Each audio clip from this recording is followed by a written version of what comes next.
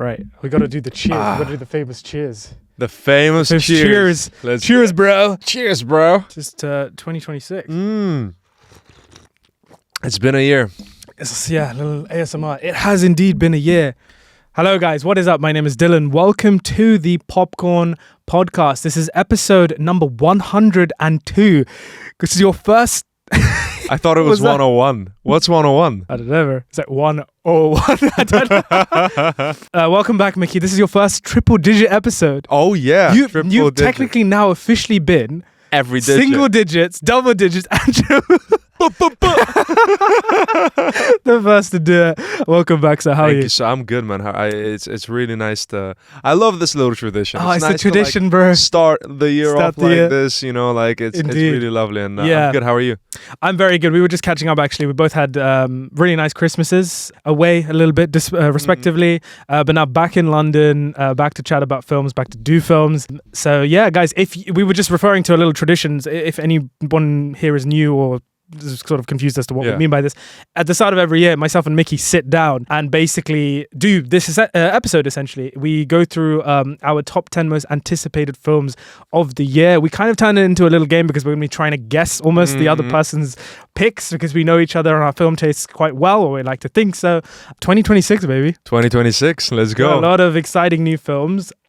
So the way this is going to work, guys, is I'm going to run through some kind of sort of honourable mentions and look ahead to the year. Some of the films that I personally haven't got in my top 10, but maybe Mickey has. He's not gonna tell me. Yeah. But I'm gonna just sort of run through some of the films we can expect to see in 2026, just to sort of warm up, get a little idea of the climate we're going into. But before we actually get into those honourable mentions, there's a little caveat to our list, right?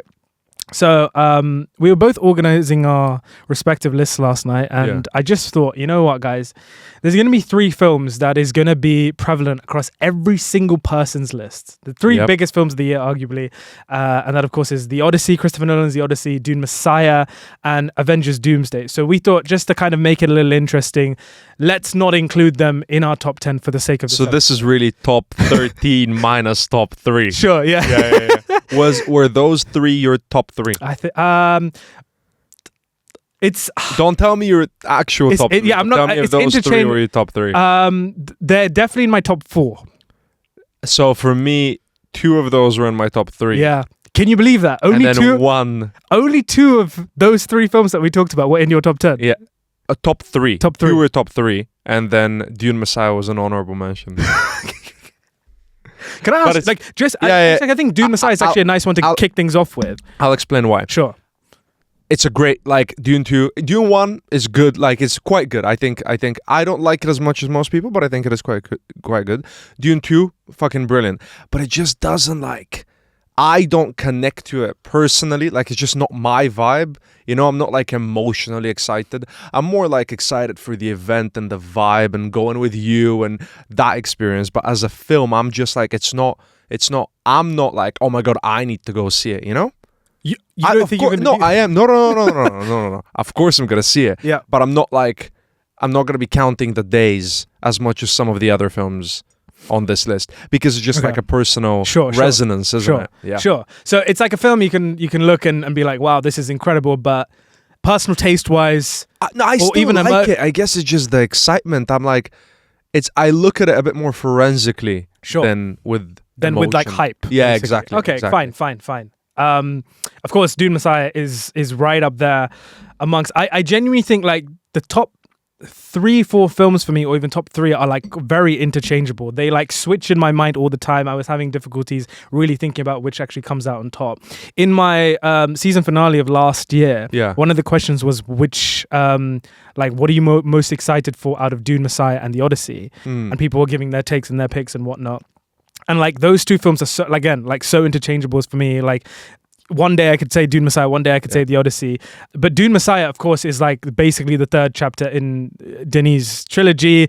It's, as far as I know, the most crazy and out there one, and probably the one that Denis is going to find the hardest to land, I think. I don't think it's, from what I've heard, it's not, it's very different story-wise to Dune Part 1 and Part 2. Yeah. And of course, Greg Fraser's not coming back for it, but Lena Sangren, who shot films like La La Land, works with Damien Chazelle a lot, he amazing cinematographer, he shot No Time to Die as well, is shooting this one. So this one is going to definitely be a little different, have a little different feel to it, but equally, I mean, I think we're all just as excited, even especially coming off the back of Dune Part 2, which I think, you know, we can all agree is one of the great sci-fi films of our generation. But you know what would have been funny is if we had kept them in, like Odyssey, Dune and Avengers, and if Dune was your top one, it would have been like last year where your top one was not even on my list, which was Superman. Was my top one Superman last year? Yeah, and it was my honourable mentions. Gosh, that didn't age well. Oh gosh, maybe I've learned my lesson there for this year.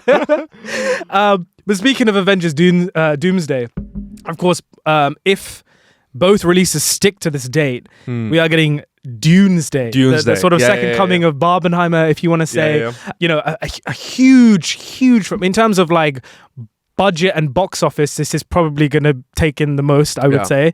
Huge cast. They're literally bringing back absolutely everyone for this. Have you seen the teasers for them? Yeah. Which one was your favorite? X-Men, because like the Cyclops, you know, like I like cry. I genuinely was like, it's going to be so sad, bro, because Doom's going to come in like the first 20 minutes and just smack the X-Men. Yep. It's going to be emotional, bro. I'm so gassed for it. Like I know there's been a lot of like criticism towards the MCU for like these, you know, desperate times, desperate measures, trying, you know, having to bring back everyone and their grandchildren. That's not even a saying. For this film, Robert Downey Jr. is coming back playing Doctor Doom. I think like I've spoken to a lot of people and a lot of people have said it's just going to be shit. No, I disagree. I disagree as well, bro. I think it is desperate times. It is desperate choices. That doesn't mean it's going to be shit. No, I agree. Because the Russos, they can do Avengers. Yeah, they pulled off the impossible before. They can do Avengers. And I feel like it's going to be amazing. I agree, bro. I actually think like genuinely, I think the reason is people are constantly comparing it to Avengers Endgame and Infinity War. I just don't think it's going to be the same type of Avengers film in that way.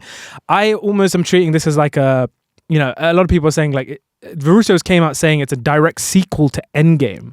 So everything in between Endgame and now, they've sort of just like been like, yeah, whatever. They're like, we didn't do it, so fuck it. Like, they're like, we're just doing our own thing. Yeah, but I mean, come on, man. Like, who are we kidding? Like, the internet is good. In the build up to this film, it's gonna be insane. I agree. I do think it's gonna be great. I think it's gonna be great for different reasons, but I do think it's gonna be great. I think it's gonna be like Infinity War Endgame vibe, where it's like kind of a more serious take on and I think people, you know, kind of take these big MCU stories a bit for granted when they're good, because people really underestimate how insanely difficult it is. Yes, the scope of something like Endgame, but also the amount of characters you've got, making them all work together, and like people expect growth out of them, and you expect them to work in the story well. So something like Infinity War and Endgame is such a crazy undertaking. And then now I think the Russos are such bizarre directors because they're so good at MCU and so shit.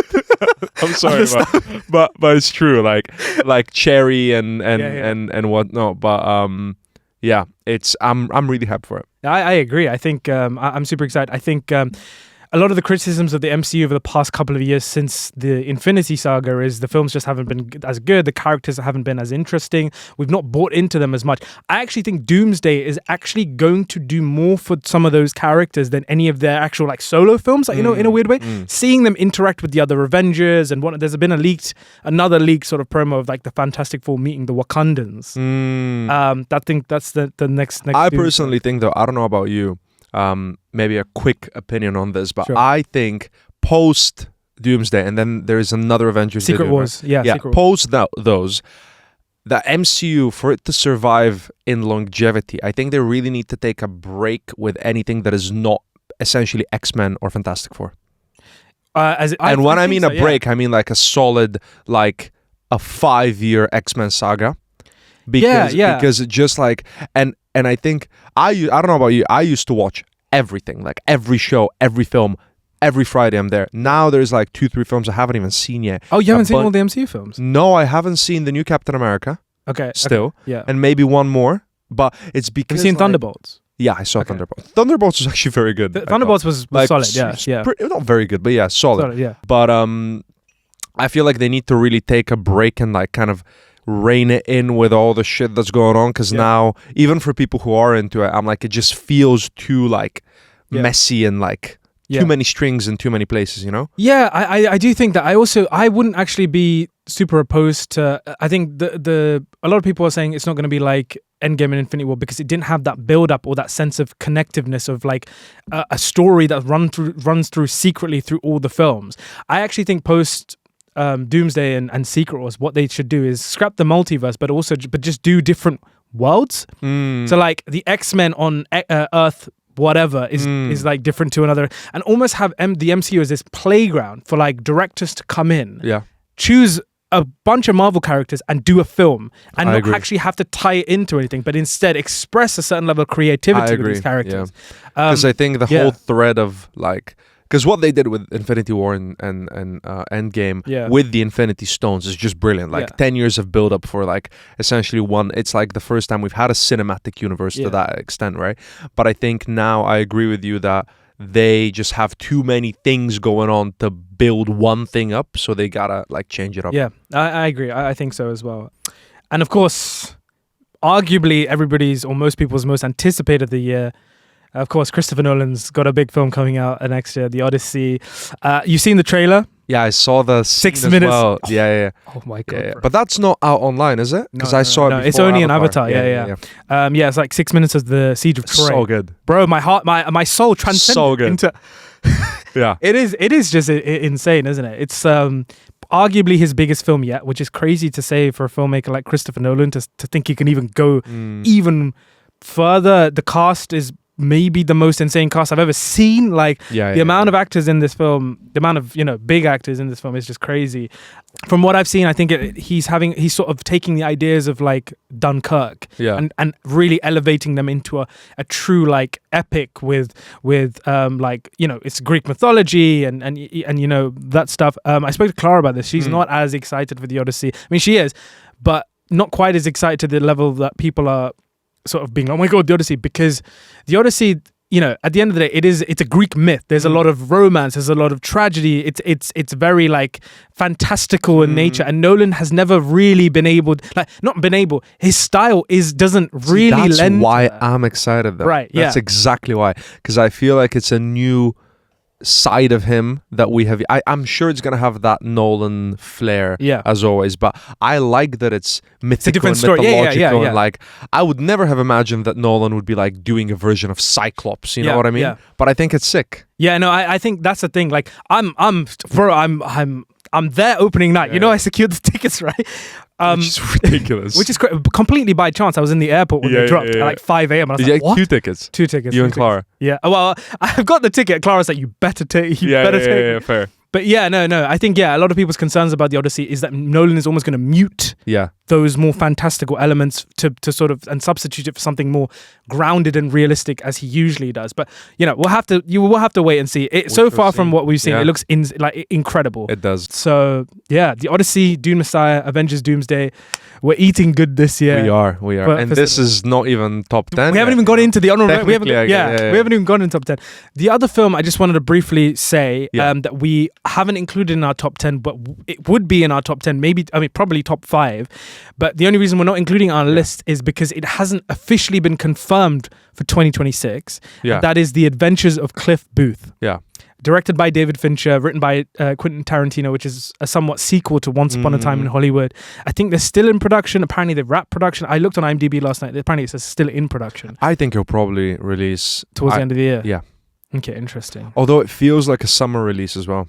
Yeah, Hollywood. But if they finished already, they're not going to get it ready for summer, I think. Yeah, and I don't think so either. I don't think so. But next summer is along, so it's kind of weird timing for it. It is, isn't it? I think it depends. I think, like, are they going to try, like, aim it for award season next year? Are they going to have it, like, so many questions. But officially, we haven't included it in our list just because it's not been confirmed 100% that it's 2026. But super excited to see that. Me too. Yeah. Also really surprising that I'm excited because of the bizarreness of this film. Like, I feel like it's a film that could really suck. Really? I honestly, Fincher's, but it just doesn't fit in vibe, man. Like it just doesn't. It's not Once Upon a it's like Cliff Booth does not go with Fincher. Yeah, he doesn't. So that's why. But I'm like, I feel like maybe because it doesn't go, it's gonna be brilliant. Yeah, I mean, obviously, like Fincher has a very like dark, cold, forensic kind of approach to his films and feeling towards his films. Like imagine Cliff Booth with like that like Zodiac but you know, it just doesn't like but that's why I'm just so curious. And there's another film on my list that is like that as well. Please do tell. Well, I'm not, because top 10. Is it in the top 10? Yeah. Okay, cool, we'll keep it there. But yeah, I'm gonna just fire through some sort of honorable mentions of films that didn't make it into my list. Mickey's not going to react to let me know whether or not it's made it into his list, but yeah, so let's start off. Some sort of big studio franchise blockbusters that haven't made it into my top 10. Some of you might be surprised. Yeah. Actually, just out of your curiosity, just before I do this, any like films that you think 100% going to make my list? Gonna make your list? Yeah. Let me just see. Any like big studio films that you think are going to make my list? I'm just going to pull up my list and see what on my list. I won't react. I'm sure is going to be on your list. 100% Disclosure Day is going to be on your list. 100% Spiderman is going to be on your list. 100% Narnia is going to be on your list. Okay, interesting. Okay, cool. Right. Let's crack on. Those are like my guaranteed gonna be on your list. Okay, cool. We're gonna crack on with the honorable mention. So the big studio franchise blockbusters.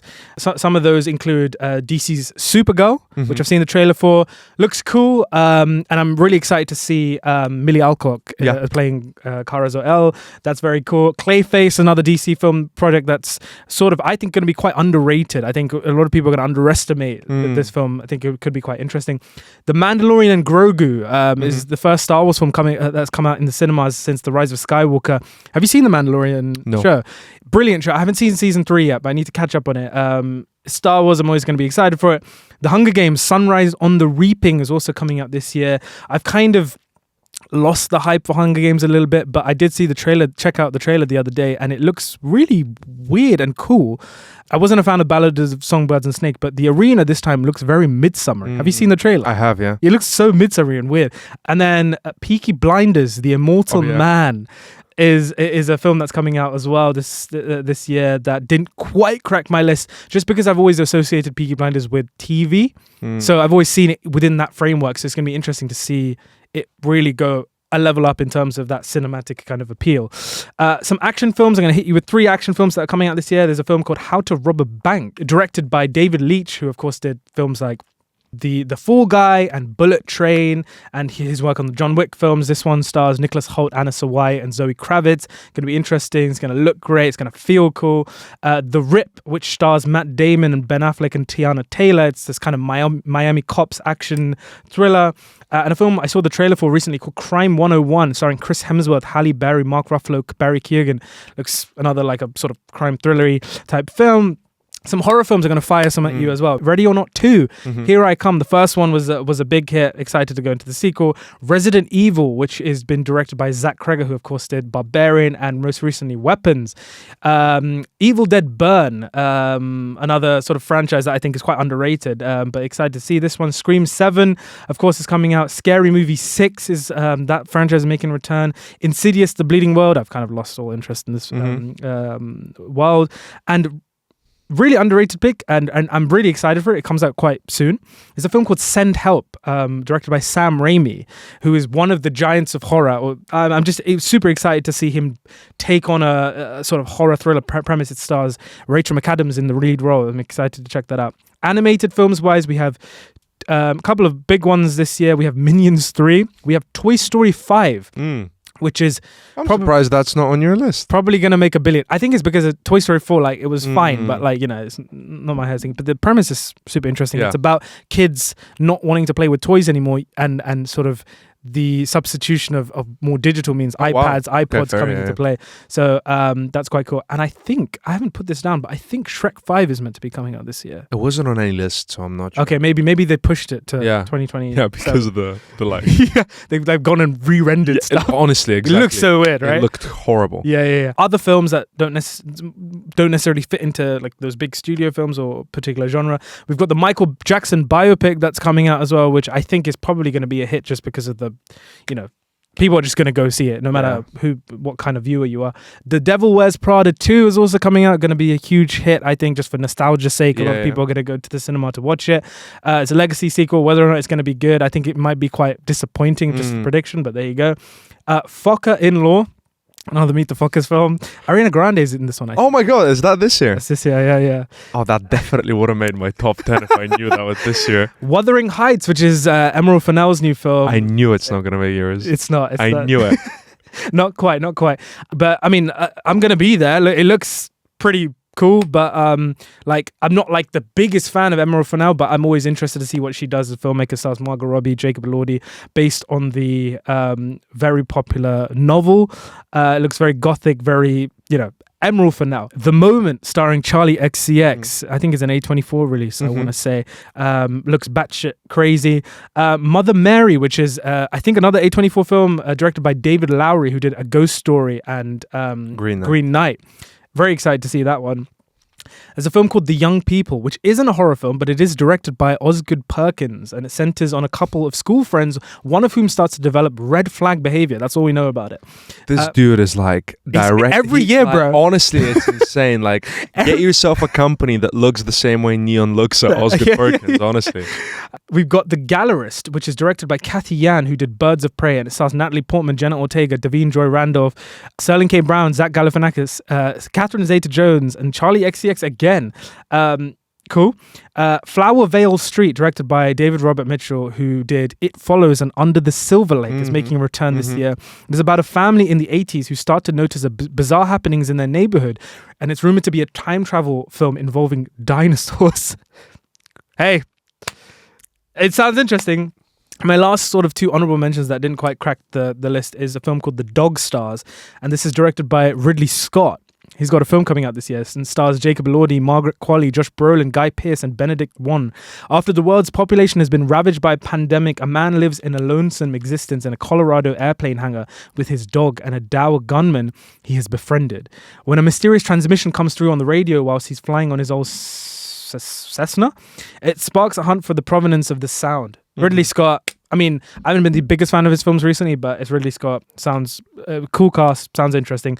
Last film, didn't quite crack my top 10, very close, but it's directed by M. Night Shyamalan, which is, more misses than hits, I would say. But it's a film called Remain, and it stars Jake Gyllenhaal, who is one of my favorite actors.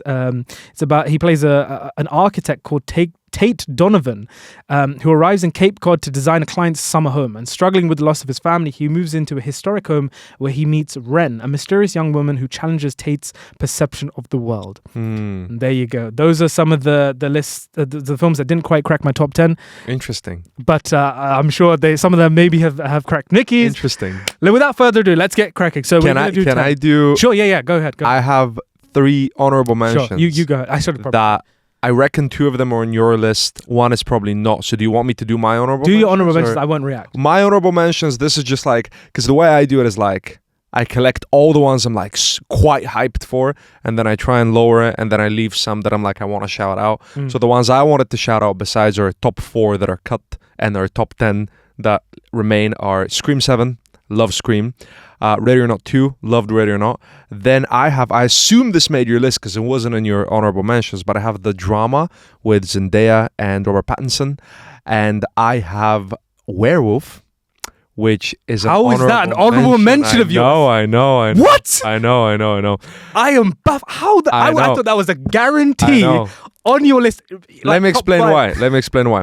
It's because I think a lot of Werewolf would have been like probably 11, but I'm like, because a lot of the other films, I feel like this year we're gonna get so many surprises and like combinations of vibes and new things and things like that. So I'm more excited for them in the sense that I don't know what to expect. So I'm like, ooh, I wonder what that film is gonna be. Whereas with Werewolf, I'm excited because I know it's gonna be good, but Eggers is so consistent in his style that I'm like, I know what it's gonna be. That doesn't mean I'm not excited for it, but I'm like, I kind of sense the vibe. I sense the style of the film because I know Eggers like his atmosphere well. So I'm like, I am excited for it, but in a different way. That makes I know sense? what you mean. I know what you mean. Yeah. I mean, judging by my reaction, spoiler alert, it has cracked my top 10. Yeah. Where in the list we'll see. Yeah. But we'll get talking about Werewolf when it comes up. And then I have one more. Sure. Yeah. Go ahead. Jackass 5. And I'm not even kidding. Jackass 5. Like, come on. You gotta shout it coming out. out this year, but fair enough. There you go. You gotta shout it out. There you go. Well, shall we get on to our Let's do it. top 10 most anticipated films of the 2026? Mickey, since you are the guest, do you want to go first? I'll go 10. first. Do you want to guess my 10 because it's on your honorable mentions? Oh, your And I'll give you a hint. It's like an unhinged choice. Oh. Your number 10, I'll tell you what it is right now. What the fuck? Unhinged, you know. Yeah. On the honorable mentions that I mentioned. Yeah. Ooh. It's in your the horror subsection. No way it's Scary Movie. Scary Movie 6, baby. Let's go. No way. Scary Movie 6 is in my top 10. I just, like, how much nostalgia do you have for the scary movies? Like, I've seen like the first 3, I think. But I remember like being a kid and you go to your friend's house and you stay up late and you watch scary movie and you laugh and you're kind of scared and you kind of get the jokes but you don't because you're a kid. And now I feel, because we know cinema way better, like we know horror way better, and now it's gonna be kind of a lot more contemporary as well. So it's gonna be like Hereditary, Get Out, etc. I'm like, it's just gonna be so fun, isn't it? It is gonna be a and good it's time, gonna be such a cool nostalgia value. And I really had a dilemma. I was like, do I put Werewolf in 10 or Scary Movie 6? Guys, just so that, look at this. Guys, Robert Eggers lost to Scary Movie 6. I'm like, why not? Like, Scary Movie 6. I know I'm gonna go see it, and I know it's gonna be kind of like what's a good example of like a fun day out? Like, obviously not to the same extent, but like with Barbie, you go, you have a cocktail, you like spend the day, you have pop. It's gonna be the same with Scary Movie. Fair enough. I respect it. I respect it. It's completely insane, but okay. Well, with that being said, I don't know what the hell else he's got. But that's the most unhinged choice. Yeah. Everything else is pretty ordinary. Yeah. Okay. Well, with that being said, do you want to try guess my number 10? Ooh. It's not Scary Movie 6. And this one, do you want a clue? Has it been mentioned so far? No. It's coming out very soon. Like, very soon, as of when we're shooting this episode. Like, I think... No, it's coming out next week of when we're shooting this episode. Is it The Housemaid? No. Housemaid's already out. It's coming out next week. Yeah. It's coming out next week. It's a sequel to a film and a franchise, but a film that came out last year, 2025. Oh God! A sequel to a film that came last year. Crazy choice of releasing it this close. What is it? So my number 10 is 28 Years Later, The Bone. Oh yeah. Did you manage to catch out? Do you want to know a secret? I haven't seen any 28 years. Any 28 film. Sure. Because I wanted to watch them to catch up for 28 years later, but I just didn't get to it. Sure. And now I feel like I'm too down the like haven't seen them road. I actually think I really need to. So the good thing about the 28 franchise is none of the films not necessarily connect. This one connects to the one last year. Yeah. But aside from that, the first one is completely different to the second one. Yeah. It's completely different to because they all take place in completely different times. Yeah. Different characters. There's no connective tissue there. But 28 years later, in 2025, it was left on such a huge cliffhanger. Yeah. It literally like cuts like an episode of like an end of episode of a TV Is this show. just a direct continuation? Same cast, same everything. Same cast, different director. It's not being directed by Danny Boyle. It's directed by Nia DaCosta. And I've had friends who have already seen it because they attended the multimedia screening in December. And apparently, it's under embargo so far. Apparently, it's brilliant. Like it's really good and very different to 28 Years Later. So. I'm excited to see it. Follows Dr. Kelson, who's played by Ralph Fiennes, who was easily one of the best parts about that film. Fantastic performance. And then it also stars Alfie Williams, who was in 28 Years Later, rising star, great kid actor, and then Jack O'Donnell, who's also in this film. Excited to see how that all sort of transpires. If you've seen 28 Years Later, yeah, it's still written by Alex Garland though. So yeah, I'm excited to check that out next week. Or I really should catch up on them because I don't know why I haven't seen them. I love zombie films. Yeah. So I really maybe I'll do it like tonight. Yeah. Like start. Yeah, they're very easy to watch as well. Yeah, I don't know why I haven't done it. Maybe I'll do it in prep for this. Sure. There we go. Yeah. So that's my number 10. Your number 9. My number 9 is on your honorable mentions as well. Ooh, okay. Your number 9 is big franchise. Big franchise. Peaky Blinders, The Immortal Man? No. Big franchise. Is it Supergirl? Hunger Games. Hunger Games. Okay, tell me. Do you know what? It probably wouldn't have made my list if I hadn't rewatched Ballad of Songbirds and Snakes. Did you like Ballad? I loved it. Okay. I think it's probably like the second best out of all of them. Really? I loved it. Wow, and I rewatched it and I really, really, really like it. I think by the end it drops a little, but overall I thought it was I really, really enjoy that film. Yeah. Me and Panwa both do, and I remember we did an episode and you didn't like it much. Me and Panwa really liked it. It was Panwa and Clara. Oh yeah, and I was in the room or something maybe. Maybe. Yeah, I really didn't fuck with it. Yeah, I like it a lot. And this one, I feel like Hunger Games is quite like an elevated, YA adventure thing, because exactly. So I think it deals with, every film is really about something other than like just kids killing each other, isn't it? Like there is all of these underlying themes that are quite. But I think those underlying themes about sort of it being anti-fascist and sort of the kind of rebels and the uprising and stuff, I think it's a consistent theme throughout all of them, which is why I find myself so bored now that they don't really explore. That's fair. It's like it's the same film, and it's just for me the first 2 Hunger Games are still like by and large the best ones by a mile. Really good.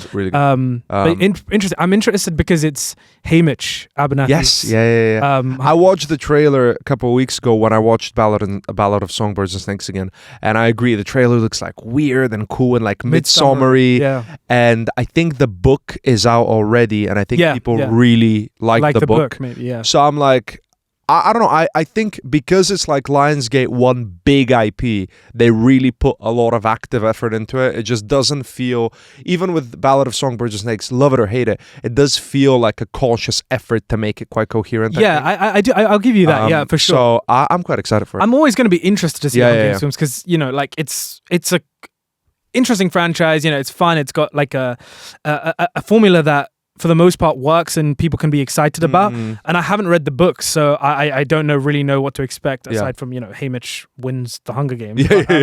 But bit of a spoiler there. But it's always got good casts and whatnot. So that's cool. Yeah, that was your number 9. Wow. Okay. Cool. Do you want to guess my number 9? Any hint? It's not a franchise film. It's an indie that you have already guessed is on my list. An indie I've already guessed is on your list. What did I say is on your list? What I said on your list would be Narnia, Social Reckoning, and Disclosure Day, none of which are indies. Okay, not those ones. I guessed it's on your list. Werewolf! Nope. My number 9 is the drama. Oh, of course. The drama. A24 is the drama starring Robert Pattinson and Zendaya. A happily engaged couple is put to the test when an unexpected turn sends their wedding week off the rails. I'll be honest, and I don't know if I can say this, maybe not. When I watched the trailer, it kind of reminded me of the concept for your new film a little bit. Yeah, there's I agree.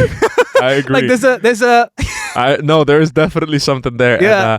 And, unlucky. If anybody's out, I was so freaked out. This is such a side note, but Keeper in Logline, Osgood Perkins, is very similar to my new film. Okay. And I was like, oh my God, I need to watch Keeper. I didn't like it. So I was like, I haven't seen it yet. I need to watch Keeper to make sure it's like very different, and it is. Yeah. But anyway, drama. I like the concept of it. Yeah. I think it sounds cool. sick. And it's obviously got 2 of the best working actors today. A24 trailer looks interesting, looks weird. So excited to see those 2 sort of, go at it and see what this film can give us. So that's the drama. Number 8. Number 8. Yeah. Number 8 for me is on your honorable mentions as well, indie. Honorable mentions indie. Okay. Let's go with the moment. No, but thinking the same, you got the moment, you got the drama, and you got... It's not Wuthering Heights because it's not an indie. But it is... Do you want Mother Mary. Yes, Mother Mary. David Lowery's new film. Fair enough. I love David Lowery. Yeah. Love David Lowery. I think both Ghost Story and Green Knight are brilliant. I don't really know much about Mother Mary. Yeah, same. I just trust his direction of it. Yeah. And I'm really excited for it. I think if anything, 2026 is going to be a very, very active year for a certain actress, Anne Hathaway. Yes. She's in everything. She's in in like lot of 10 stuff. films this year. It's crazy. Anne Hathaway is like the Amanda Seyfried of 2025. Yeah, but this is insane. She's in like The Devil Wears Prada 2. Yeah. She's in The Odyssey. Yeah. She's in Mother Mary. Yeah. She's in... What else is she in? One More Thing I saw, yeah. Yeah. Something... Yeah. Yeah, no, but big year for her. I'm excited for it. I know it's like about like a fashion designer. Yeah. But I trust him. I think he's always got new cool ideas. He does, and he's a really like he's a very cerebral director as well. Yeah, he's very concrete with what he wants, and it works. So I'm excited for it. Yeah, absolutely. Mother Mary, there you go. My number 8. Mm-hmm. The fact that it's not been mentioned yet at all. I don't think it's been mentioned at all. So that means that maybe it's in both our lists. Oh, I think I might have a feeling of what it might be. Okay, do you want to guess? Is it Digger? No.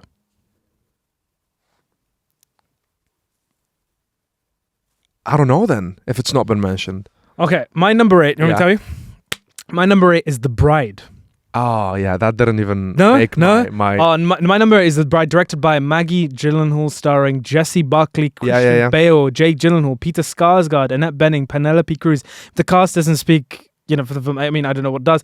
Brilliant. I haven't seen Maggie Gyllenhaal's first film. I don't know if it's her first film, but her film, The Lost Daughter, with I love The Lost Daughter. Olivia Colman. I love that. I haven't seen it. I need to catch that up. But essentially, The Bride is about a lonely Frankenstein who travels to 1930s Chicago to ask groundbreaking scientist Dr.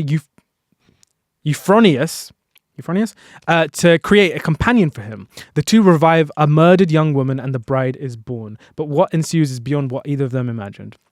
So, I mean, The Bride, again, is another... I feel like we're getting a lot of Frankenstein-esque films. We had Poor Things. We had last year's Guillermo del Toro's Frankenstein. So, and they've been good. They've been solid, good films. Poor Things I thought was exceptional. This film, like, I've only seen, like, a teaser of it, but it looks really stylized and really, like, weird as well, and it's got, like, again, a great cast. I mean, you have Jessie Buckley off the hot off Hannah, who is, she's the front runner to win Best Actress. Christian Bale, I miss seeing this guy on the big screen in what looks like a really transformative performance. Jake Gyllenhaal, again, one of my favorite actors. Yeah, I'm just excited to sort of go into a film with very kind of not knowing that much to expect and just sort of being treated to an amazing cast and hopefully a great story, I guess. Yeah, and a good spin on the Frankenstein sort of story. So I'm excited to check out The Bride, Number 7. You're number 7.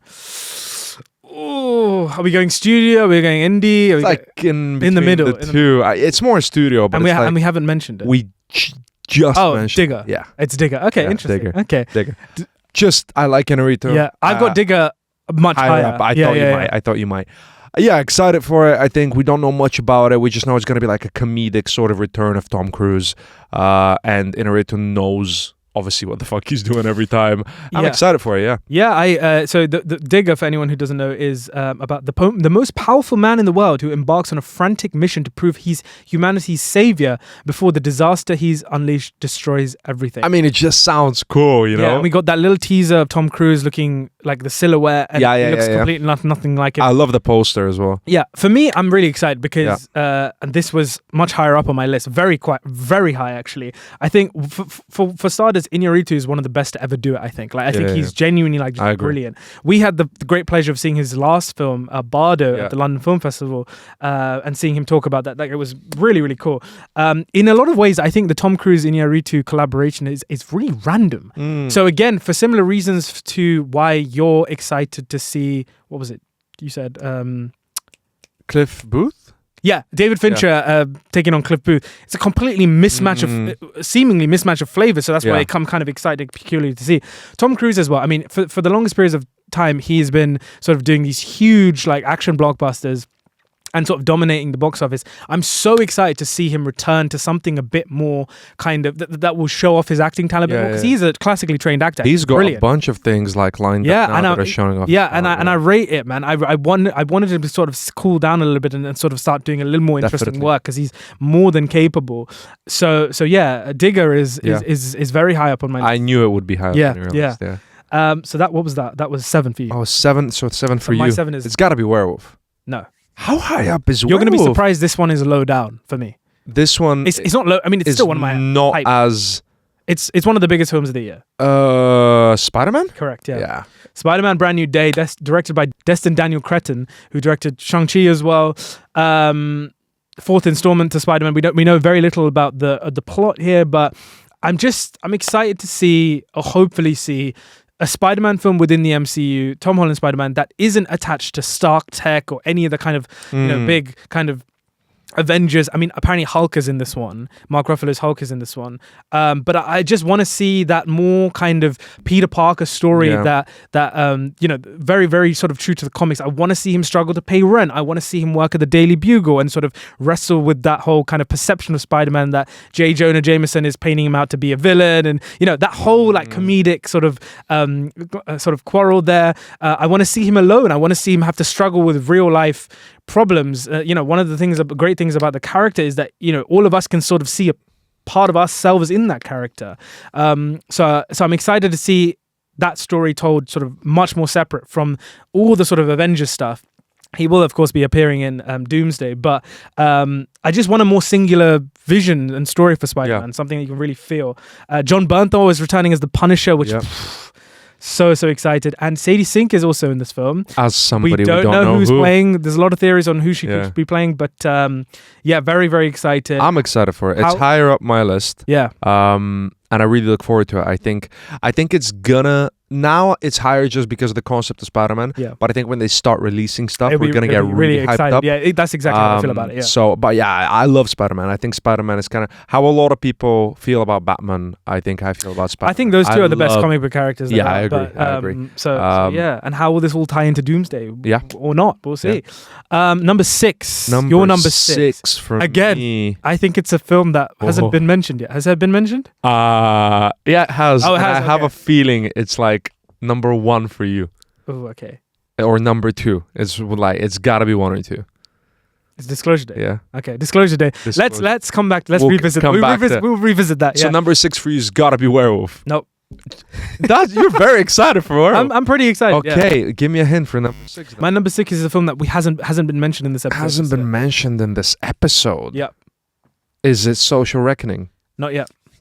Oh fuck. Is it? Yeah, of course that's on there. That's on. I don't know. Give me a hint. Indie studio? More studio. It's not more studio. Horror? No. Sci-fi. Sci-fi. Oh, it's Project Hail Mary. Correct, yeah. Project Hail Mary is my number 6, directed by Phil Lord and Chris Miller, who are the genius minds behind the sort of Spider-Verse films. They didn't direct those, but they did write them. They've directed 21 and 22 Jump Street. They've directed the Lego Movie. Very excited. I'm in the film, of course. I'm the lead. Yeah. I star alongside Sandra Huller as well, who's in this. For anyone who doesn't know, it's based on a best-selling novel. The guy Andy Weir, who wrote The Martian as well. Yeah. Science teacher Ryland Grace wakes up on a spaceship light years from home with no recollection of who he is or how he got there. As his memory returns, he begins to uncover the mission, solve the riddle of the mysterious substance causing the sun to die out. He must call on his scientific knowledge and unorthodox ideas to save everyone on Earth from extinction. But an unexpected friendship means he may not have to do it alone. Yeah, like I said, stars me. I had a really great time shooting this back in 2024. The genius minds of Chris Miller and Phil Lord, who are so fun. Understood your talent. Yeah, understood my talent. Yeah, it looks brilliant. Shot by Greg Fraser as well. I mean, it looks fantastic. Very colourful, a lot of colours. Myself, Gosling, has got... Was he in anything in 2025?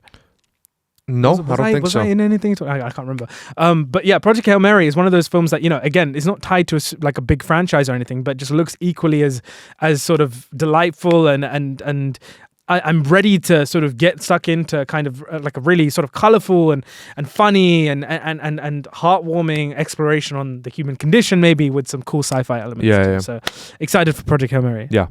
This hasn't cracked your list. No. Wow. Okay. No. Well. Okay. I'm excited for it. for it, but I'm not like no. I am. I'm excited for all of these. You know what I mean? In a different way. Interesting. All right. Let's crack on into the top 5. So Your wait, top 5.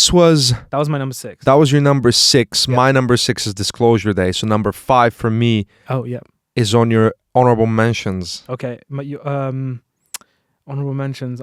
Wuthering Heights. Yes. Wuthering Heights is your number 5. Tell us. I feel the same way you feel about Emerald Fennell. I think she's hit or miss. I can very openly and confidently say I really didn't like Promising Young Woman. Yeah, I didn't like it either. And I loved Saltburn until the last 10 minutes. Okay. And that recontextualized the film a lot for me, which is I feel a lot of people feel the same way. Yeah. I think if you cut the ending, it's brilliant.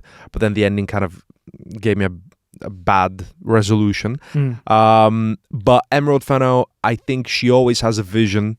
It's always weird, and I fucking hate the whole like it's not accurate. Like it's a visual like representation of a time. It's a vibe. It's like it's an atmosphere she's creating. It's not, nobody's claiming it's accurate. It's like just the aura of the characters, isn't it? And I'm excited for it in a more curious forensic way. Yeah. Maybe I'll hate it, but I think it's going to be so much bigger than people. Oh no, I think it's going to be one of the most talked about films of the year for sure. Like, and Margot Robbie, Jacob Elordi, that's like a cool combo. I'm hyped for it. I think it's going to look beautiful. Yeah, it looks good. I mean, it looks crazy. Yeah, and I'm really looking forward to it. Yeah, Clara said it's going to be her favorite like hate watch of the year. Yeah, it 100% feels like a Clara hate watch. Yeah. That's 100% the vibe. Yeah. I'm again like.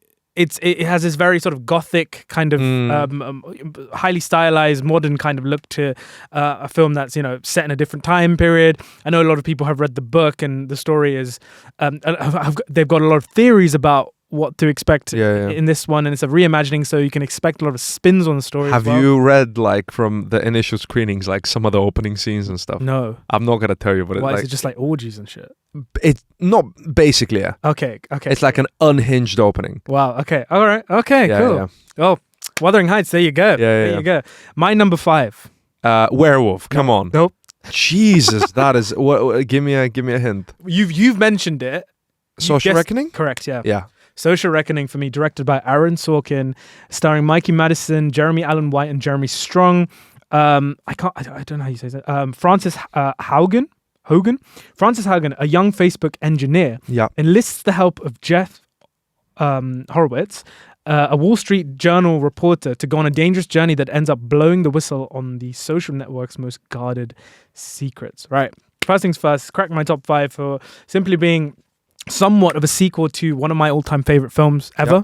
Yep. I think Aaron Sorkin is both the best and worst thing about the film, because one of the reasons I'm so excited is because any film that is written by Aaron Sorkin is, it's like poetry. It's like he's one of the best writers to ever do it, I think. Yep. But equally, I think his work has always been better when it's been in the hands of greater directors like David Fincher with The Social Network and Danny Boyle with Steve Jobs. I don't rate Sorkin that much as a director, but it is shot by the same guy, Jeff Cronenweth, who did shoot The Social Network and has shot a lot of Fincher's earlier works. So at least I think the cinematography lend a style to the film that I don't think has been there with Aaron Sorkin's other directorial efforts. The cast is amazing. I'm excited to see Mikey Madison in her, I think, first role since Anora. She's coming off the back of winning that. Jeremy Strong, you can expect another crazy method performance as Mark Zuckerberg here. This is going to be really, really. We're looking already ahead to next year's awards contenders already for performances here. So yeah, I'm really excited. Yeah, it's on my list. A bit higher up. It's 5 for you, right? Yeah. Bit higher up for me because of that same thing as Cliff Booth, honestly. Yeah. Because I think it's not a sequel anybody actually wants. So I'm like, why are they doing it? And that could be a horrible thing, or it could be a really cool thing. Like, it could be fresher, it could be like, and I like the cast, I like the Aaron Sorkin directing, but also writing. As you said, he's a brilliant writer. As a director, I personally think he's better than people say, but still not As great. a director? Yeah. Oh, okay. I don't think he's No, great. I don't think he's terrible. But Yeah. I think he's better than people say. Yeah, I think I still people are like Molly's oh, Game he's a and- brilliant writer and a shit director. I don't think he's a shit director. But I don't know. I'm just like, ooh, what could it be? Yeah, like, yeah. that. I'm excited for it. Also, I will say, even though this is somewhat of an unofficial sequel to The Social Network, it might as well not be, because it takes place way more in the future, when Facebook is way more established. Yeah. And it's a completely different conspiracy, completely different story, completely Mark different cast. Zuckerberg must be like, fuck me, not again. Yeah. Yeah. Well, there you go. The Social Network Reckoning was So my that's number 5 That's for you. number 5. 4 for me, we talked about Spiderman. Spider-Man, brand new day. Spiderman. So yeah. my 4. Is Werewolf. Yeah, there we go. Okay, there we go. We got there. Directed, of course, by Mr. Robert Eggers, starring Aaron Taylor-Johnson, Lily Rose Depp, Willem Dafoe, and Ralph Ineson. Set in the 13th century England, the story focuses on local villagers who are stalked by a mysterious creature. As the attacks continue, ancient folklore and superstition bleed into a terrifying reality. Whilst plot details are scarce, the film will be a historical take on the werewolf mythos. Right? If you could write me a Robert Eggers film into an AI program, It would be that. This is exactly what you expect of Robert Eggers, which I guess is why. It's not on the list. Exactly. For me, I think I agree. I think long term, I'm not as excited, but I know once we approach that, I'm like, yes, man, Same, give it to me, same, give it to me. same. We will succumb. Yeah. What was it? I think, Robert Eggers, again, one of the best working directors. He's faced quite a bit of criticism for sort of sticking to his guns and just continuously sort of doubling down on the folklore on previous sort of time periods, and kind of that's his sort of comfort zone. But guys, I'm not going to complain if he continuously gives us brilliant Makes them films. great. Yeah. And hopefully these films explore a bit, more themes. The cast is basically sort of the same as I don't see any new actors that he's sort of working with, but I can't wait to sink my teeth into this. Ah. All right, number three. Number 3, my number 3 we talked about as well, Social Reckoning. Social Reckoning. Okay, my number 3 we've spoken about was Digger. Digger. Yeah. My number 2. Oh, both are number 2s. Your number 2 is, there's no way it's my number 2. Okay, fine. Because my number 2 is So- I know your number 2. So Your number 2 is my number 1. Yeah, correct. Yeah. My number 2 is your number 1. Which is, can I say it? Yeah. Which is Narnia. That is correct. Yeah. Yep. Let's get into it. But do you want me to really briefly talk about my number 2? Do your number 2. Because then we're just left with Narnia Disclosure Day. Go for it. My number 2 is an unhinged choice as well. Not mentioned at all. Honourable mentions, top 10s, nothing. Is it another Kendrick Lamar shit? No. Kendrick Lamar is postponed, so it would have been this year. It is a film called I Love Boosters by Boots Riley, who did Sorry to Bother You. Oh, yeah, I have seen this. I saw it on Letterboxd. I don't. Have you seen Sorry to Bother You? No, I haven't seen it yet. Sorry to Bother You is Crazy. absolutely brilliant. It's one of the best indies in the last 5-10 years. Lakeith Stanfield, right? Yeah. Who's also in I Love Boosters with Kiki Palmer and Demi Moore. Nice. And a couple of other people. I don't know much about it. I just seen this one still of a yellow background and all the actors on it. Sorry to Bother You. I can't tell you anything about it because the whole point is that it's fucking trippy. Sure. But I think it's really exciting when a director takes big development phases. I think it's a massive green flag of he did a film 2018 and took 7 years to make second feature. That to me really shows he put a lot of effort and care into it, and he is such a unique voice. You have to watch her. I will. 100%. It's been on my list for ages, but so I'm just, because he doesn't have an established style yet, and because of what Sorry to Bother You was, I'm this film could be anything, and that excites me a lot.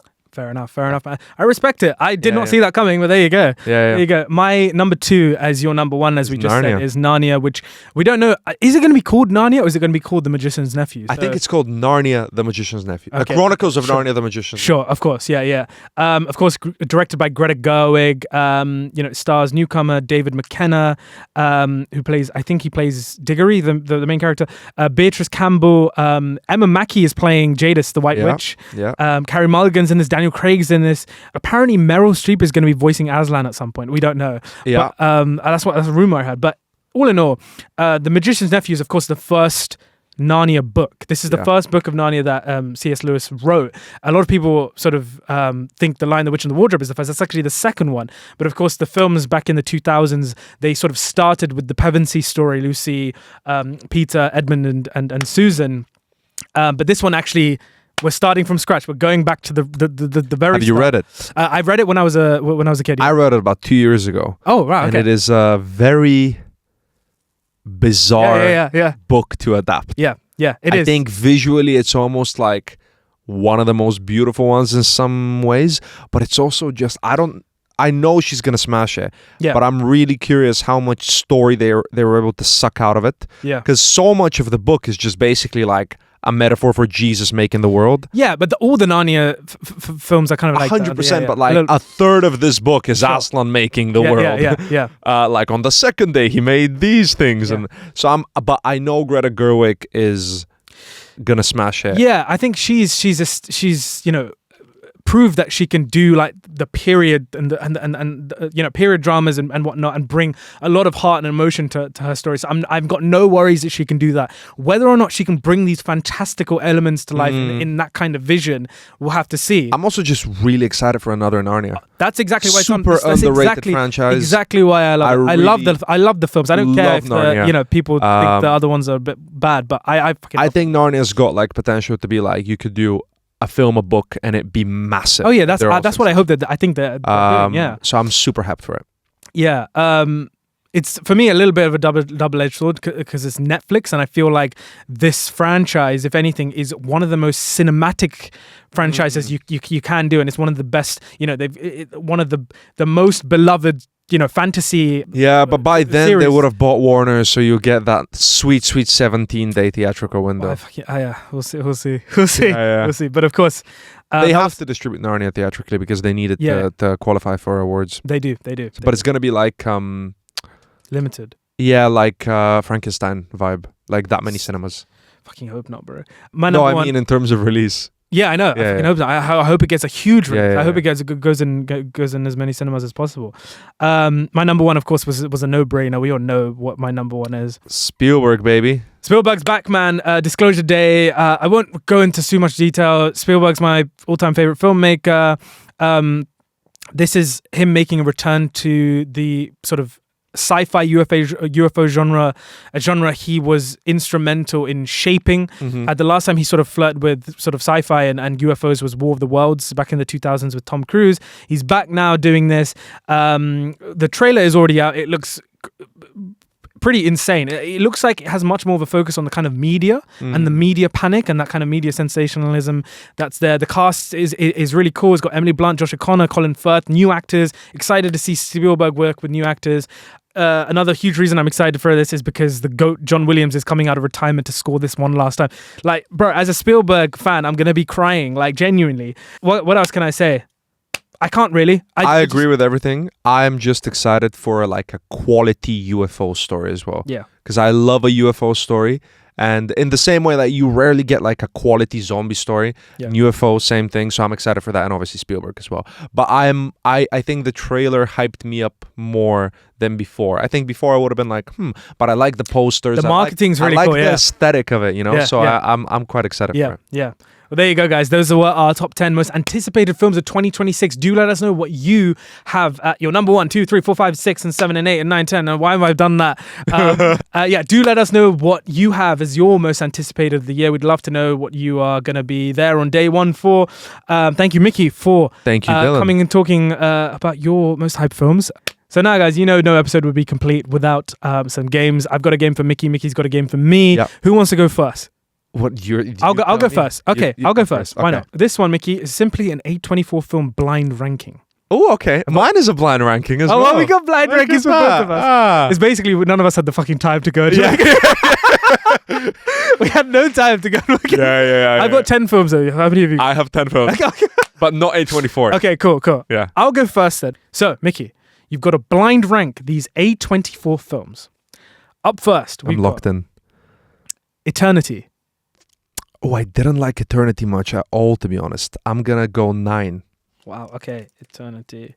I didn't dislike it. I thought it was like, Wow. Okay. Up next, we've got Spring Breakers.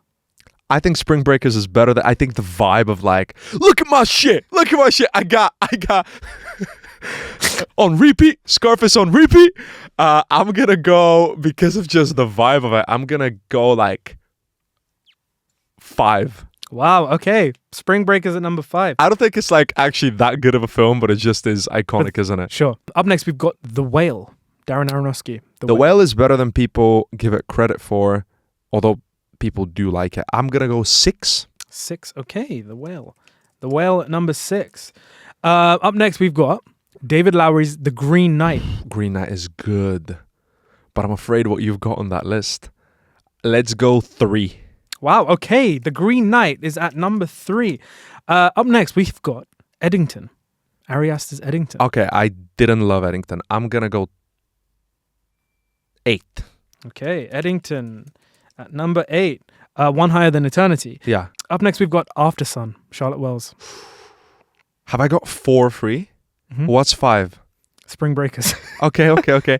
I'm gonna go 4 for After Sun. After Sun, number 4. Okay. Up next, Mickey, we have Death of a Unicorn. Oh, 10. Okay, Death of a Unicorn at number 10. You know what? So far, I'm really happy with this, but let's see what the last 3 are. Your next film is Josh Shafty's Marty Supreme. Okay, let's go 2. Okay, Marty Supreme at number 2. And now I have 1 and 7, don't I? You have 1 and 7. Mickey. Okay, your next film is The Florida Project. Oh, the Florida Project is good. Very good. Florida Project could be a legit one, but then what are you going to give me last? Ooh. What's my 6? The Whale. Do I risk it? I'm going to risk it. Let's go Florida Project 7. Okay.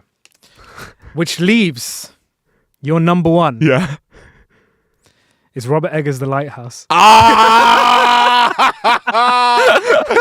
Let's go. I literally just received, my lovely girlfriend Kane gave me the Lighthouse screenplay book for Christmas.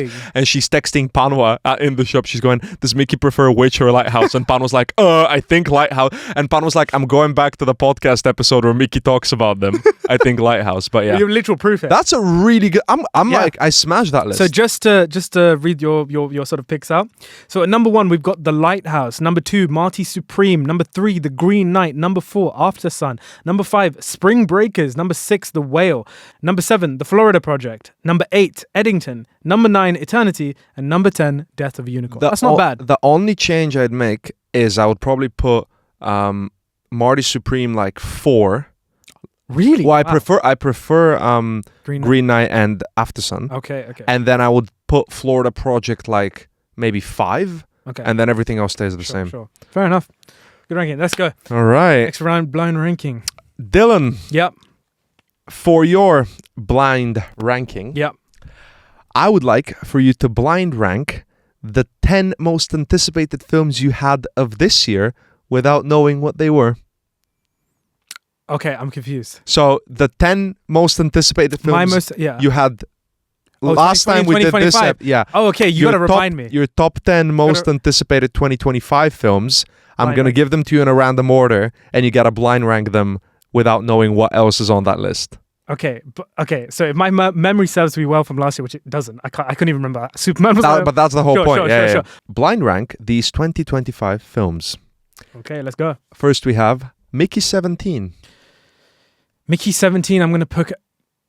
Mickey 17, I'm going to put at number 6. Number 6 is Mickey 17. Okay, then we have Sinners. Did I put one back after another in my list last year? Most anticipated. Sinners is... I'm going to put Sinners at number 3. Number 3, okay. Then we have Marty Supreme. Number 2. Number 2 goes to Marty Supreme. Then we have F1.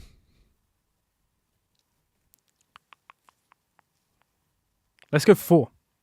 F1 goes to 4. Then we have One Battle After Another. Number 1. I'm going to go 1. This is going well so far. This is going well so far. And then we've got Mission Impossible Final Reckoning. Let's go 9. 9. Yeah.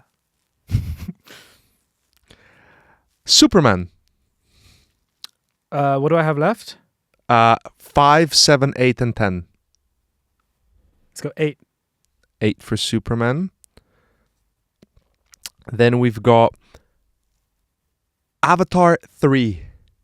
Remind me again numbers? 5, 7, 10. 5. 5 for Avatar 3. Then we have Fantastic 4. 7 or 10. What else did I put on my list last year? Let's go 10. 10 for Fantastic go 4. And then at number 7, we've got Jurassic World Rebirth. Fuck. I should have spelled 7 and 10. Still, pretty decent. That's okay. That's So all right. so your list becomes One Battle After Another, Yeah. Marty Supreme, Yeah. Sinners, Yeah. F1, Yeah. Avatar 3, Yeah. Mickey 17, Yeah. Jurassic World Rebirth, Yeah. Superman, Yeah. Mission Impossible Final Reckoning, Yeah. and Fantastic 4. I would have swapped Mickey 17 and Avatar Fire and Ash. I liked Mickey 17 more. Yeah.